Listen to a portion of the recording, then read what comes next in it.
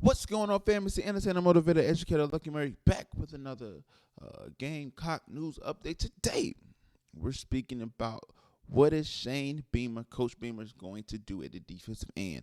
That is one of the topics this offseason. The big storyline is how are we going to shore up that defensive end and make that productive in 2022. Before I go any further, man, subscribe to the channel. And if you like this content and want to support, go to patreon.com/Lucky Merge. Link in the description below. Or give a super thanks. So it helps out a ton. Let's get into this, man.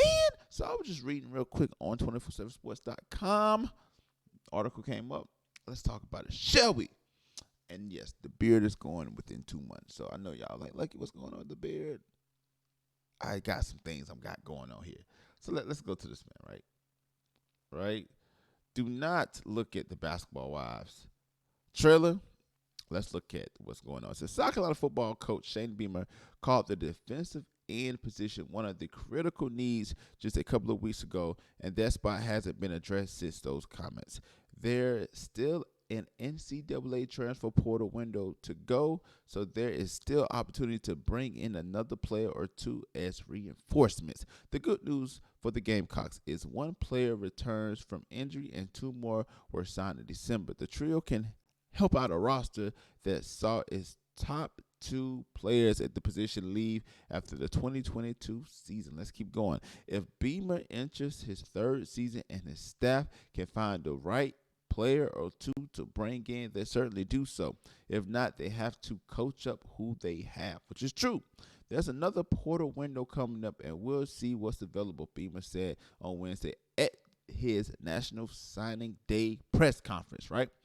I'm all about increasing the competition and depth in every position. That edge position is still a concern, but I'm excited about the guys in the program that are returning. It's time for all of those guys, whether it's an older guy or a younger guy, it's time for all of those guys to take another step and be the best they've been here in 23. South Carolina will get Jordan Stature in opening game starter back from injury. Terrell Dawkins, Tyreek Johnson, and Brian Thomas Jr. also returns. The Gamecocks are bringing in four-star recruit Marquise Rhymes and Desmond Umazula, and if I'm saying his name wrong, please forgive me, who brings classes and their weight room work at South Carolina in January. One player who filled in some last year was edge rusher Tonka Hemingway, and one recruit, Elijah Davis, can fill a similar role. Both, however, are viewed as interior players. Elijah's a guy like Tonka, Beamer said. Tonka was a defensive tackle all season for us, and we played defensive end in the bowl game for us, and played very well.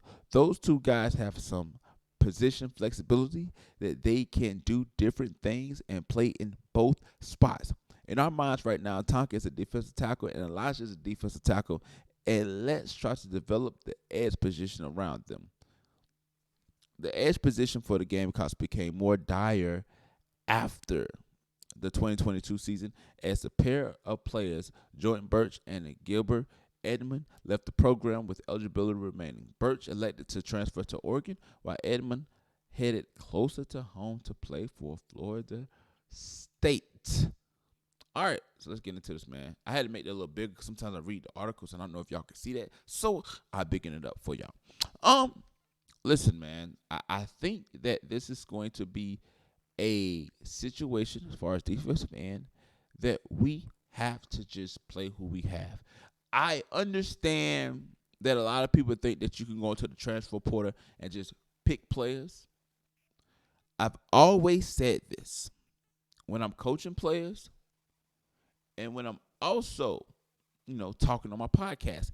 It is a reason why you are in the transfer portal, right?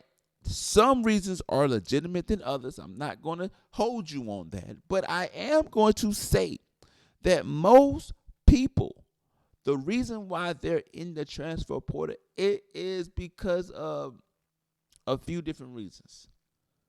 Something didn't click at their school, they're not getting enough playing time, or they don't like the direction of the program. I mean, it's a lot of different things. I'm just saying, I'm not saying every reason why. I'm just giving you my thoughts and my opinions. But if you break it down, and as I like to say, think about it, I think it's better to coach the guys you have because, listen, next man up mentality. I think that it is still something to be said for a guy who steps up when nobody thought that he could. And I think that this year we're going to have a couple guys to do that because you can't transfer a guy, Ray. You can't recruit a guy. I mean, you have to bring in and build what you have. And when you have holes, hey, man, listen, that's the next man step up mentality. So I do think that we will have, somebody step up in that position, or there may be a transfer portal guy out there that can be a very solid player to come in and help us out. We had success at different levels. Transfer guys, some did really well, some haven't, but I think that that's an option. But tune into Lucky Murray as I will keep you posted on what the Gamecocks gonna do, man. So once again, it's an entertainer, motivator, educator, and please don't forget all three. Lucky Murray back with another Gamecock news update today. I'm speaking about, the Gamecocks, and yes, we are, struggling at defensive end. Who knows? We may get somebody. Y'all let me know what you think about the comment section below. If you made it this far, man, check out that Patreon or give me a super thanks. Will help to support the channel. That would mean so much to me. But it's the next time, people.